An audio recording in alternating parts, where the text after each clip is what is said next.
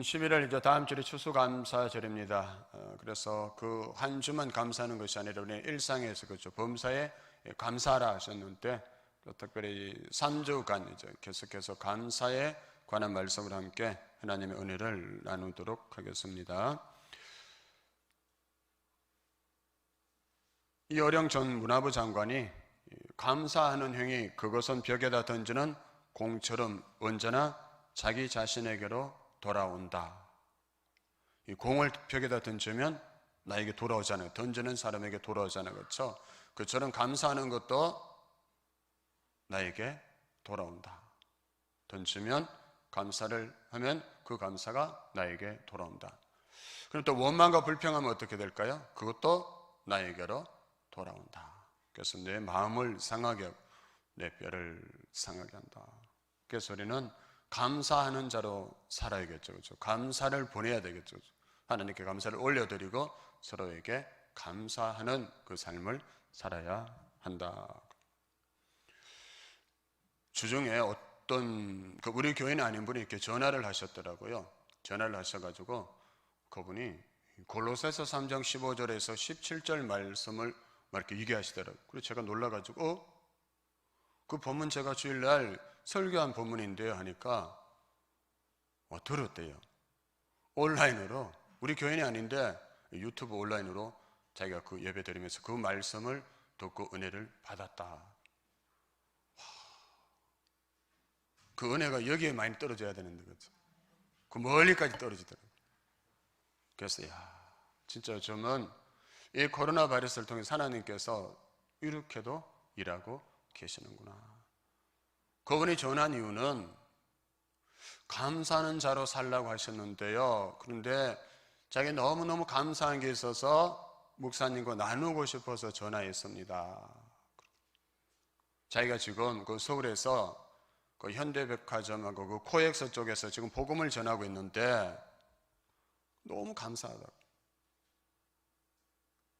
나 같은 이게 나이 많은 사람이 어떻게 나같이 부족한 자가 어떻게 하나님의 이 생명의 복음을 전하도록 하셨는지 너무 감사하다고. 그래서 이 감사, 이 감격을 나누고 싶어서 전화 드렸습니다. 감사. 그분이 많이 가진 것 때문에 건강이 너무나 약해요. 조금씩 걸어가다가 또 쉬었다가 걸어가야 되고 좀 걸어가다가 또 쉬었다가 걸어가야 되고 지금도 복음 전하다가 다리가 아파서 잠시 쉬고 있는 중에 전화드렸다. 그런데 너무 감사하다. 너무 감사하다. 뭔가 있어서 감사가 아니라 그렇죠. 나를 구원해 주시고 그 구원의 복음을 전하게 된 것 너무 감사하다. 감사를 찾아보는 훈련인 거죠. 감사는 저절로 되는 게 아니고 우리가 감사를 발견하고 찾아보는 훈련을 계속 할 때 감사가 더 풍성하게 되는데요. 그럼 신촌 세브란스 병원에 가면 심장병동에 걸린 유명한 기도문이 있는데요. 그 기도문으로 인해서 많은 환자들이 위로를 받고 또 소망을 얻는다고 했습니다. 그 기도문의 내용이 이렇습니다. 주님 때때로 병들게 하심을 감사합니다. 인간의 약함을 깨닫게 해주시기 때문입니다. 가끔 고독의 수렁에 내던지심도 감사합니다. 주님과 가까워지는 기회이기 때문입니다. 일이 계획대로 안 되게 털어주심도 감사합니다. 나의 교만을 반성할 수 있는 기회이기 때문입니다. 때로는 아들, 딸이 걱정거리가 되게 하시고 때로는 부모와 동기가 짐으로 느껴질 때도 감사합니다. 인간된 보람을 깨닫기 때문입니다. 먹고 사는 일이 힘겹게 하심을 감사합니다. 눈물로 빵을 먹는 심정을 이해할 수 있기 때문입니다. 불의와 허위가 득세하는 시대에 태어난 것도 감사합니다. 하나님의 의가 분명히 드러나기 때문입니다. 이 앞에 이 상황이 감사할 상황이 아니잖아요. 저런 병든 거 감사할 수 있습니까? 내 뜻대로 안 된 것 때문에 감사할 수가 있을까요? 아들과 딸이 걱정시키는 그 때문에 감사할 수가 있을까요? 먹고 사는 일이 힘들어진 것 그 때문에도 감사할 수가 있겠습니까? 불의가 허위가 득세하는 이 세상을 보면서 악인이 잘 되는 그런 상황을 보면서 여러분 감사할 수가 있을까요? 이는 감사하다고 했어요. 왜냐? 거기에서 하나님을 하나님의 마음을, 하나님의 뜻을 발견하기 때문에 감사하다. 이렇게 어려운 중에도 여러분 감사의 제목을 찾아내는 것이 바로 우리 그리스도인의 영적 실력이라는 거예요. 여러분 뭘 보고 믿음이 좋다 하겠습니까? 말씀대로 사는 것이 믿음이 좋은 것이잖아요. 그렇죠? 그런데 말씀대로 사는 것이 무엇입니까? 상황에 따라서 이랬다가 저랬다 하는 것은 믿음이 성숙한 게 아니잖아요. 그렇죠?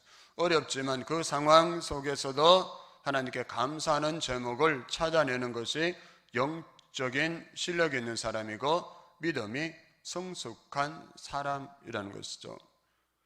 이처럼 여러분 고통스러운 상황 속에서도 굳건하게 하나님만 붙들고 하나님이 숨겨놓으신 그 보화, 영적 비밀을 찾아낸 사람이 바로 오늘 본문의 하박국 선지자인데요. 그는 BC 7세기 초반에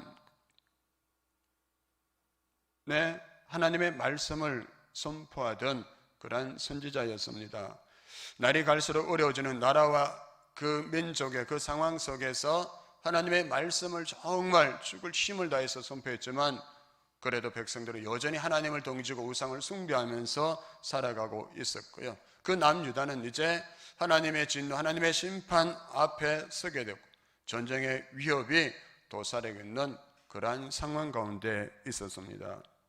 북이스라엘은 이미 아수르에 의해서 멸망을 당했고 그 북이스라엘을 멸망시킨 그 아수르와 애굽을 멸망시킨 또 다른 신흥 강대국 바벨론이 등장했고 그 바벨론이 계속해서 전쟁을 통해서 영토를 확장해 가고 있었는데요. 그런데 문제는 이제 바벨론이 그 유대 나라를 침략하려고 노리고 있다는 점입니다.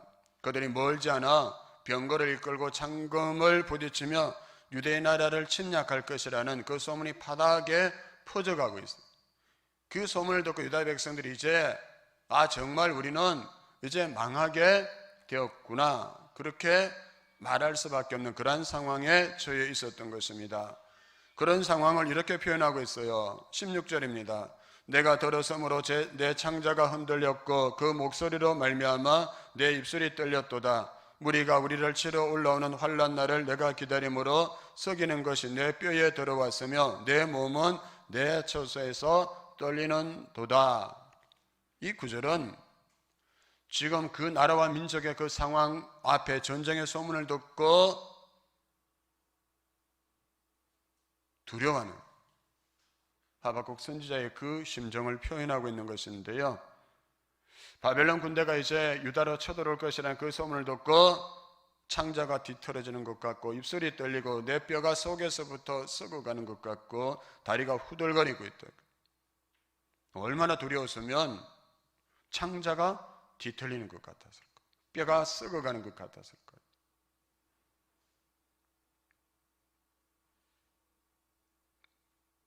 지금 바벨론이라는 그 강대국이 자신의 조국 유다를 노리고 있는데 그런데 유다는 정치적으로는 물론 군사적으로도 그 바벨론을 대항할 힘이 없어서 이 위기 앞에서 백성의 마음을 하나로 모아서 이 위기를 대처해야 될 그 지도자들 오히려 백성을 약탈하고 백성들을 학대하고 있었어요.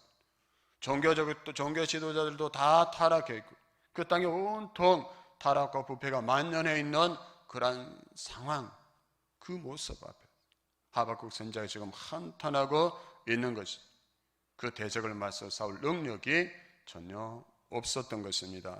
이어지는 17절은 우리가 잘 아는 그런 내용이죠. 찬양으로도 많이 부르던 그런 내용인데요. 같이 한번 읽겠습니다. 시작.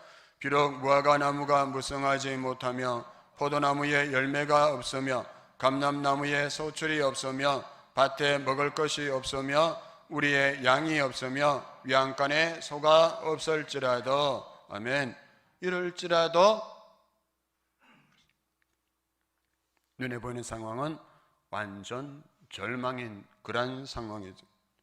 이 말씀은 바벨론의 침략으로 인해서 땅의 농작물과 가축들이 다 절단이 나고 폐허가 되어버릴 그 상태를 두고 말하는 것입니다. 나무의 열매, 여러분 밭의 식물, 우리의 양과 소는 그 시대뿐만 아니라 지금도 생존에 꼭 필요한 그런 생활 필수품이잖아요. 그렇게 지금 하박국이 말하는 이 상황은 요즘으로 말하자면 풍성한 그런 수확을 추수를 기다리고 있는데 홍수가 나서 그 모든 것을 다 쓸어가 버리고 폐허가 되어버리고 황폐해져 버린 그런 상황과 같은 것이, 양과 소가 없으면 하나님께 제사조차 드릴 수 없는 그 제물마저 없는 그런 안타까운 상황이 될 것이라 했습니다. 그래서 이 암울한 이 상황을 앞에 두고 하박국 선지자는 이 현실 때문에 창자가 뒤틀리고 입술이 떨리고 뼈가 썩는 것 같은 그 아픔과 고통을 경험하고 있는 것입니다. 이미 하나님의 하나님 되심을 하박국 선지자가 깨닫고 경험했지만 여전히 그의 현실은 어떻습니까? 힘이 들고 그 현실 속에 살고 있는 이 하박국 선지자는 힘들고 고통스러운 것입니다. 하나님이 위로고 하나님이 기쁨이고 의지할 대상인 것을 알지만 그래도 그는 힘든 것은 힘든 것이고 고통스러운 것은 고통스러운 것이죠. 그래서 하박국 선지자는 하나님이 함께 하시니까, 하나님이 모든 것을 주관하고 계시니까 나는 아무렇지 않습니다, 이렇게 말하지 않았다는 것이에요. 하나님 앞에서 괜찮은 척 연기하거나 자신을 포장하지 않았다는 것입니다. 그러나 지금 자신이 경험한 이 암울한 현실 앞에서 자신의 아픔과 고통을 하나님께 그대로 다 드러내고 있는 것이죠. 하나님 힘이 듭니다. 하나님 고통스럽습니다. 하나님 마음이 떨립니다. 한마디로 정의하자면 뭡니까? 하나님 죽을 것만 같아요. 하나님 제가 너무나 힘들고 고통스러워서 지금 죽을 것만 같아요. 하나님 내가 죽을 것 같아. 저와 여러분은 이 하박국 선지자의 이 솔직한 이 마음, 하나님 앞에 솔직하게 토라는 이 태도를 우리가 배울 수 있어야 하는데요. 어떤 사람들은 하나님을 믿으면 슬퍼해서도 안 되고 두려워해서도 안 되고 낙심하거나 절망해서도 안 된다, 이렇게 주장하기도 하는데요. 그러나 성경은 그렇지 않습니다. 시편을 보세요. 하나님의 마음이 합한 그 왕 다윗조차도 그 엄청난 위기와 환난 앞에서 죽을 것만 같다고, 나를 살려달라고 하소연하는 내용으로 가득 차 있어요. 우리가 하나님 믿고 살아가지만 내가 처한 현실에 힘이 들면 낙심할 수도 있고 너무 암울하면 절망할 수도 있다는 것입니다. 때로는 너무나 고통스러워서 숨이 막힐 것 같은 아픔을 경험할 수도 있잖아요. 그렇죠? 어떤 일 때문에, 어떤 문제 때문에, 어떤 이별 때문에 정말 가슴이 찢어지는 것 같은 그런 고통을 경험할 때도 있습니다. 그래서 이것은 하나님의 백성이라고 해서 예외가 아니라는 것입니다. 그래서 여러분, 하나님 앞에서 우리의 감정을 숨기고 태연한 척, 아닌 척 그렇게 하지 마시기 바랍니다. 아닌 척, 태연한 척, 고상한 척 그렇게 하면 누구에게 손해가 될까? 나에게 손해가 된다. 저는 우리 교회가 나중에 교회를 짓게 되면 통곡의 방을 하나 지었으면 좋겠어요. 한 2-3개 정도. 그 방음도 잘 되게 해가지고 정말 세상 살아가면서 너무 힘들고 고통스러워서 울고 싶고 통곡하고 싶을 때 그 방에 와서 하나님 앞에서 마음껏 그 마음을 다 쏟아내고 울 수 있는 것, 그런 것이 교회가 돼야 되고 그런 것이 하나님 앞이 돼야 되잖아요. 그렇죠? 그래서 우리 적어도 우리 교회에서만은 연기하지 않았으면 되겠어요. 거룩한 척, 아닌 척, 고상한 척. 그래도 내가 우리 여기 동탄 성지교회에서 연기하지 않고 있는 그대로 내가 힘들면 힘든 모습, 아프면 아픈 모습, 슬프면 슬픈 모습 그거 덜어낸다고 해서 믿음 없이 왜 그러느냐고 그렇게 말하지 않았으면 좋겠어요. 하나님 앞에서 솔직하게 다 드러내고 말할 수 있는 것. 하나님 앞에 드러내야 치유가 일어나고 회복이 되잖아요. 그렇죠? 그래서 그 마음, 여러분 교회에서 하나님 앞에서는 여러분의 그 상하고 아픈 마음을 다 쏟아내도 괜찮은 것입니다. 선지자도 그러잖아요. 다리가 떨리고 창자가 뒤틀리고 입술이 떨리고 다리가 후들거린다고 했습니다. 그래서 우리의 간구를 들으시고 우리 작은 신음소리에 응답하시는 하나님 앞에 여러분 다 이야기하시기 바랍니다. 근데 중요한 건 뭐예요? 중요한 건 오늘 본문 3장을 보시면 하박국 선지자가 크게 낙심하고 절망하는 그것으로 끝나지 않았다는 것을, 여기 하나님의 백성들에게만 있는 은혜가 있는데요, 믿는 사람이건 믿지 않는 사람이건 여러분 큰 환난 중에는 누구나 고통을 당하고 낙심과 절망을 경험하게 되죠. 그러나 믿는 사람은, 하나님의 백성들은 낙심과 절망이 끝이 아니라 그 다음이 있다는 것을. 시편을 묵상해 보세요. 하나님 앞에서 고통과 절망의 마음을 다 쏟아놓는데 그것으로 끝나지 않아요. 하나님 앞에 나와가지고 그것 가지고 살려달라고 도와달라고 하나님밖에 없다면서 울고 부르짖어 기도할 때 그 다음은 어떻게 됩니까? 하나님께서 그의 부르짖음을 들으시고 다시 하나님을 경험하고 찬송하고 간증하는 자리로 나아가도록 이끌고 계신다.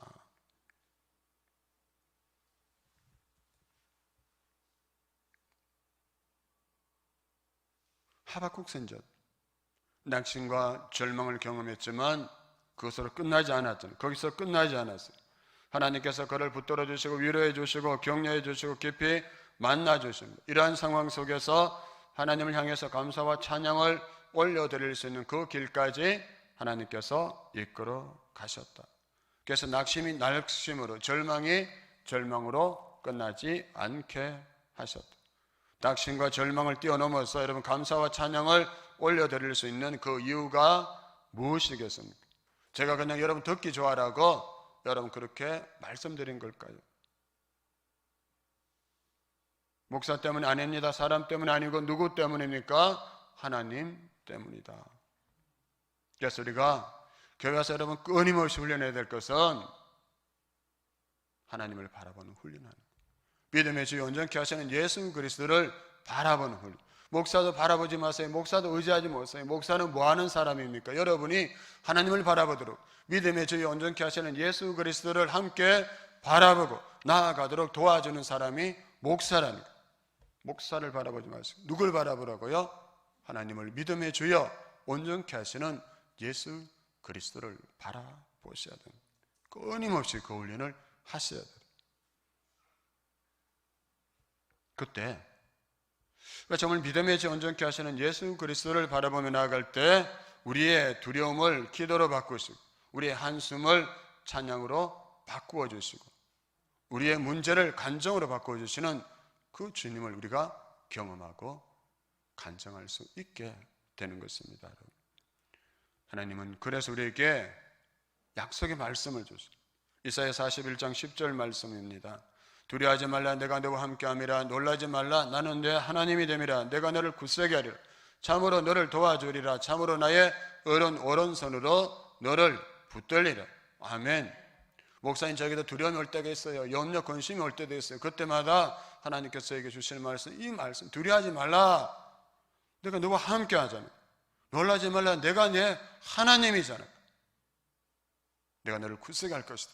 내가 너를 도와줄 것이다. 제가 이렇게 말한다면 여러분 위로가 되잖아요. 그런데 하나님의 말씀이에요. 그 하나님 나아가서 또 이렇게 말씀합니다. 이사야 43장 19절 말씀. 보라, 내가 새 일을 행하리니 이제 나타낼 것이라. 너희가 그것을 알지 못하겠느냐. 반드시 내가 광야의 길을 사막에 강을 내리라. 아멘. 여러분 지금 광야 같은 곳에 있습니까? 길이 보이지 않는 그러한 상황에 처해 있습니까? 그때 하나님의 말씀을 기억하십시오. 내가 광야에 길을 내리라. 내가 길이 되어주겠다. 내가 그 다 막히고 길이 보이지 않는 그 상황에서 내가 길을 내리라. 사막같이, 메마른 사막같이 하는 아무도 없어요. 내가 너무 목말라요. 내가 힘들어요. 그때 하나님이 내가 사막 같은 곳에 강을 내리라.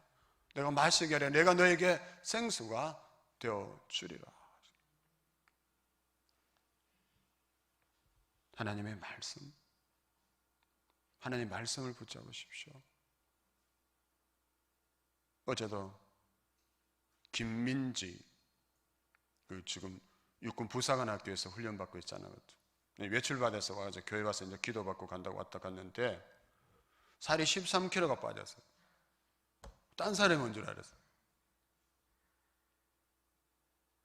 13kg 살 빠진 것도 중요하지만 제가 그것 때문에 기뻐하는 게 아니고, 진짜 기쁜 것은 그 힘든 그 상황, 살이 13kg나 빠지는 그 힘든 상황에서 하나님을 붙잡고 왔다는 거예요. 포기하시고 너무 힘들고 그 상황에서 하나님밖에 없었습니다. 그래서 하나님만 붙잡았다. 가면서 그러더라고요. 기도해 주세요. 하나님밖에 없잖아요. 너무나 기뻤어요.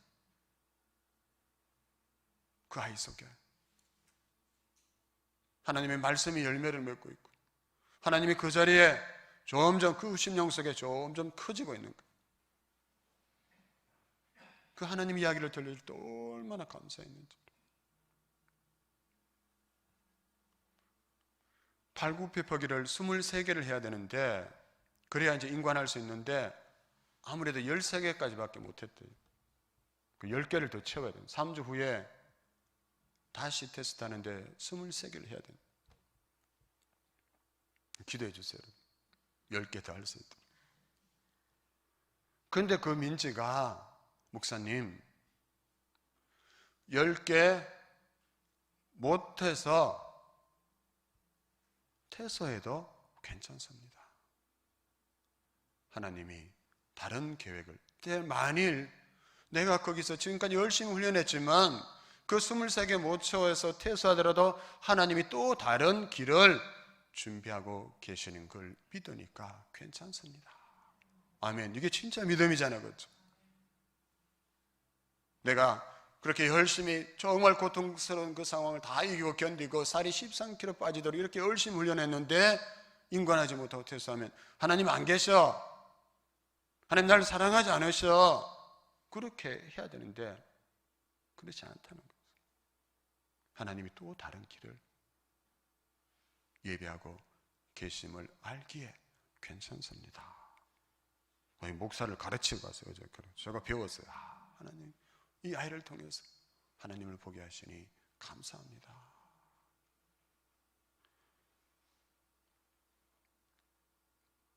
하박국 선지자가 그랬어요.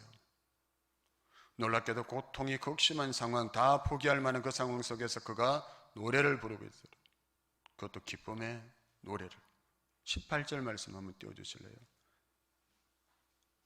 18절 말씀, 내 노래라고, 내가 하나님께 올려드릴 찬송이고 고백이라는 그 마음으로 우리 같이 한번 읽겠습니다. 시작.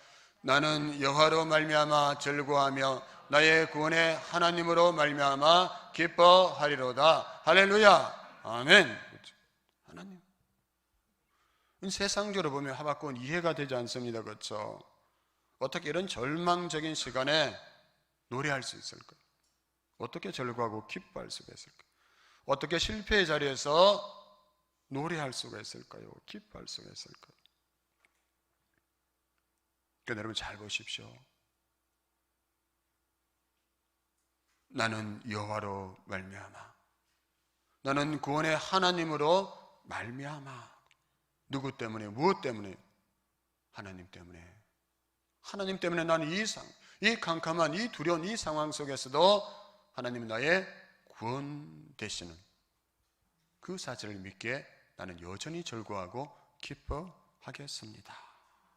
이 진짜 믿음이잖아요. 그렇죠? 진짜 믿음. 여러분, 좋은 일이 있을 때 기뻐하고 찬송하고 감사하는 것은 하나님 없는 세상 사람도 다 할 수 있어요. 그러나 지금 내 눈에 보이는 그 상황은 재앙이고 낙심이고 절망되는 그 상황 같지만 그래도 하나님은 나의 구원자이십니다. 나는 그래서 그 하나님으로 인해서 절구하고 여전히 기뻐하겠습니다. 하나님이 약속 주셨잖아요. 예레미야 29장 11절 보면 너희를 향한 내 생각을 내가 하나니 평안이요 재앙이 아니니라. 너희에게 미래와 희망을 주는 것이니라. 아멘. 하나님 안에 있으면 우리의 희망은, 우리의 소망은 끝이 없는 거예요. 하나님 안에 있으면, 하나님 안에 있으면 하나님 약속해 주셨어요. 내 눈에 보이는 이 상황은, 사람들이 말하는 이 상황은 지금 재앙입니다. 다 끝난 것 같습니다. 근데 하나님 나에게 미래와 희망을 주는 것이 하나님의 계획이고 하나님의 마음이라 하셨으니 내가 이 약속의 말씀 붙잡고 기도하며 나아갑니다. 하나님 재앙 같은 이 상황 속에서도 미래와 희망의 길을 열어가시는 하나님을 보게 될 줄로 믿습니다. 나는 그 구원의 하나님을 여전히 절거하고 찬송하고 기뻐하며 나아가겠습니다. 이 믿음이 우리에게 있길 원합니다. 이 고백이 제가 그냥 여러분에게 그냥 듣기 좋아라고 들려드리는 말씀이 아닙니다. 하박국은 이렇게 할 수 있는 이유가 있었어요. 뭐냐? 3절 말씀. 3절 말씀 보면 하나님이 대만에서부터 오시며 거룩한 자가 바란산에서부터 오시는도다. 그의 영광이 하늘을 덮었고 그의 찬송이 세계에 가득하도다 했습니다. 여러분, 대만과 바란산이 어딘 줄 아십니까? 시내산을 말하는데요. 시내산이 어떤 산입니까? 모세가 이스라엘 백성들을 애굽에서 출애굽시킨 후에 그 광야를 통과해 갈 때 여러분 갈 바를 알지 못하고 방황하고 있을 때 이스라엘 백성들을 만나 주시기 위해서 하나님께서 내려오신 곳이 시내산이었습니다. 거기에서 하나님께서 이스라엘 백성들을 만나 주시고 나는 너희의 하나님이 될 것이고 너희는 나의 백성이 될 것이라고 하시면서 광야에서 방황하고 두려워하는 그들에게 말씀을 주시고 계명을 주시고 약속을 주신 것이 바로 시내산이다. 내가 길을 내줄 것이라고.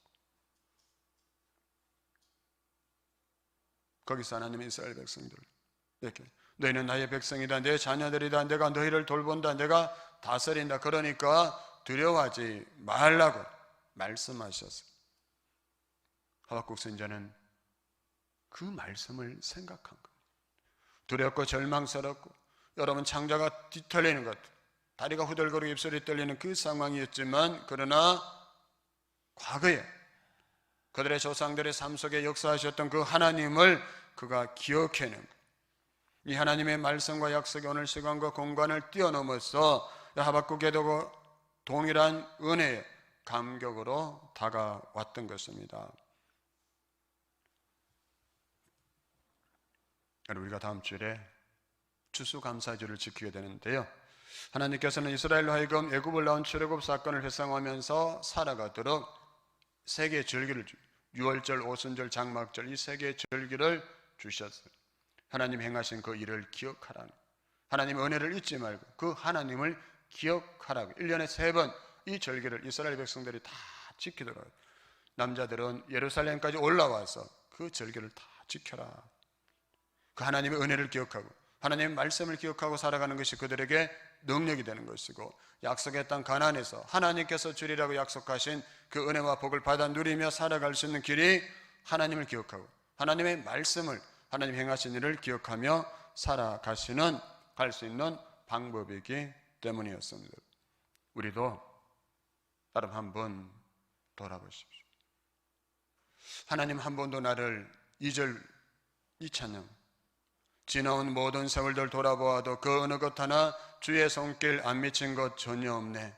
오 신실하신 주, 오 신실하신 주, 내 너를 떠나지도 않으리라, 내 너를 버리지도 않으리라 약속하셨던 주님, 그 약속을 지키사 이후로도 영원토록 나를 지키시리라 확신하네. 아멘. 돌아보십시오. 저는 제 염려대로, 제 걱정대로, 제가 두려워하는 대로 그렇게 되게 하지 않으신 하나님 너무 감사해요. 제가 염려, 걱정과 두려워했던 그대로 됐으면 저는 여기 없어요. 죽었어요.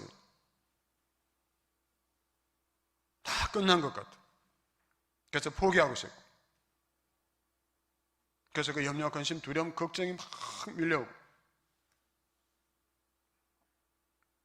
그래도 하나님 그대로 되게 하지 않으셨어요. 하나님 말씀 붙잡고 기도 안 나갈 때 하나님 그 말씀대로 되게 하시고 오늘까지 이렇게 하셨다. 저만 그럴 거예요. 여러분도 그렇잖아요. 여러분이 염려하고 근심하고 두려워하던 대로 다 되어버렸다면 어떻게 됐을까요? 이게 과연 몇 명이나 남아있을까요? 그래서 우리는 지난 날을 돌아보는 것 꼭 필요하죠. 지나온 모든 시간 속에서 역사하신 하나님의 손길을 발견하고 기억하고 그 손을 잡고 그 은혜를 붙들고 살아가는 것, 우리에게 너무나 중요한 것입니다. 올 한 해 특히 코로나19 바이러스로 인해서 얼마나 힘드셨습니까? 그 바이러스로 인해서 몸과 마음이 지치고 아플 때도 있었습니다. 예배도 마음대로 들으지 못하고요. 사랑하는 성도들 마음대로 만나지도 못했습니다. 사랑하는 친구, 이웃을 만나지도 못했고 직장과 사업에 어려움도 많이 있었습니다. 때로는 답답하고 불편하고 원망이 되고. 그런데 여러분 잘 생각해 보십시오. 그 고통 때문에 우리가 하나님을 찾고 하나님 앞에 부르짖게 되었지 않습니까? 거기에서 하나님과의 감격스러운 만남이 있었지 않습니까? 거기에 놀라운 은혜가 있었고요. 하나님의 도우시는 손길로 이때까지 살아온 것입니다. 어려움도 있었죠. 어려움도 있었지만 하나님의 은혜로 지금까지 잘 살고 있지 않습니까? 저는 우리 교회를 생각하면 때에 맞게 사람을 보내시고 일하시는 하나님이 너무나 놀랍고 신기해요. 옆에 분 한번 보세요. 여러분. 코로나19 때문에 다 교회가 문 닫을 것 같았는데 이러다가 교회가 될까? 그런 염려스러운 상황도 있었지만 한번 보세요. 얼마나 좋은 분들이 남아있어요.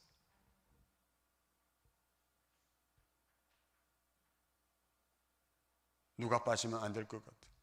아니에서 하나님은 다 그 자리 사람 보내시고 그 사람을 통해서 일하고 계시고 그게 지금 기대가 돼요. 하나님 또 어떤 사람들을 보내실까? 우리 생각 속에 우리 계획 속에 없는 누군가를 보내시고 그 자리를 채우시고 하나님이 역사하시는 그 일들을 또 어떻게 보게 하실까? 마구마구 기대가 되는 거예요.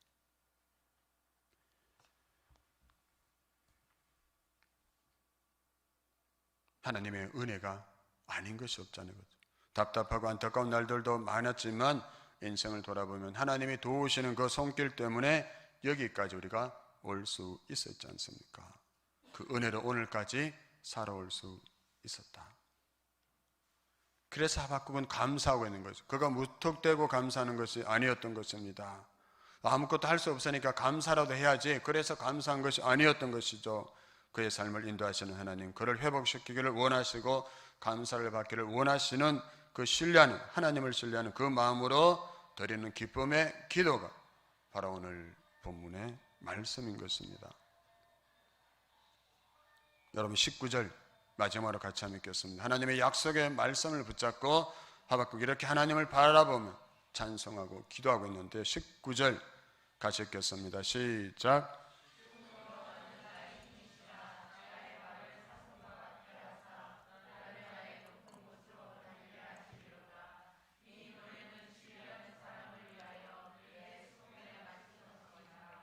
아멘. 아멘. 무엇이 나의 힘이라 했습니까? 주 여호와가 나의 힘이시라. 주 여호와가 나의 힘이시라. 그 하나님이 이 고통과 절망스러운 이 상황 속에서도 나의 발을 사슴과 같이 하사 높은 곳을 다니게 하실 것이라. 건져주시고 구원하실 것이라고 그렇게 고백하고 있는 것입니다. 여러분, 그래서 우리가 어떤 상황이 있다고 해도 그 상황을 바라보지 말고 하나님을 의지하고 즐거워하고 하나님을 기뻐하며 나아갈 수 있어야 합니다. 나를 높이시고 나를 살아가게 하시는 힘이 되시는 분이 하나님이시고 그분이 바로 나의 주, 나의 하나님이십니다. 하나님만이 내가 이 험난한 세상을 이길 수 있는 힘이 되어 주십니다. 이렇게 믿고 고백하고 나아갈 때 그 하나님이 우리의 발도 사슴과 같이 되게 하시고 높은 곳으로 다니게 하시고 힘과 능력이 되어 주신다는 것입니다. 그래서 오늘 내가 정말 올해는 정말 감사할 게 너무나 없다. 코로나19 바이러스는 너무 힘들고 어렵고 바이러스와 함께 1년이 그냥 지나가 버린 것 같아요. 그런 상황에서도 주 여호와는 나의 힘이시라. 하나님만이 나의 힘이십니다. 능력이십니다. 내가 그 하나님을 기뻐합니다. 고백하며 나아갈 때 하나님께서 우리로 하여금 승리를 주시고 우리로 하여금 새로운 감사로 채우시고 하나님께서 영광 받으시는 그 삶의 자리로 이끌어 가실 줄로 믿습니다.